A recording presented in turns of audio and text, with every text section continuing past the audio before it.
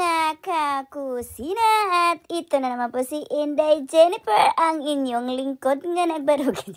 Ito na naman po ang ating 4 na box na tinapay, kaya salamat lagi-lagi. Ito po ay 3 box ng Spanish bread at 1 box ng half ubi ensaymada, half Spanish bread. So, ayun na nga, yung pagising ng person dito, parang namamanhid yung likod niyang, di ko alam, kasi nga, tama naman yung kasi nga, lagi-lagi naman kasi yung likod ko na masakit talaga kahanap ng posisyon sa pagtulog. Pero yun nga, nung pag-ano ko dito ba, minsan yung nakaano ka na, sabi nyo, naka-roll na ako ng half box, tapos after nun, kasi nga sobrang, ewan ko, di ko maintindihan yung likod ko. Ayoko naman kasi nga, umiinom lang ako ng gamot, yung paracetamol. Pag yung sa regla ba, yung sakit ng regla, kasi nga, minsan din, parang mamamatay na rin ako sakit ng ano ko talaga din, pag may regla ba, di ba? TMI po, TMI. So, ito na nga, basta nung pagising ko talaga, kahit na sakit-sakit kasi nga, malaking pangangailangan ni Inday Jennifer, kailangan talaga natin kumayod, tapos, kasi nga mukha naman pera si Inday Jennifer, tapos malaki pang mga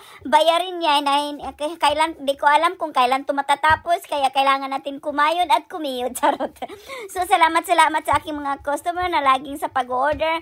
Well, pipilitin ni Inday Jennifer, kahit masakit ng kanyang katawan, gagawin natin yan kung hanggat kaya ni Inday Jennifer, why not coconut chocolate, diba? Kasi nga mukha nga siyang pera. So sana matuloy yun sa customer ko na July daw.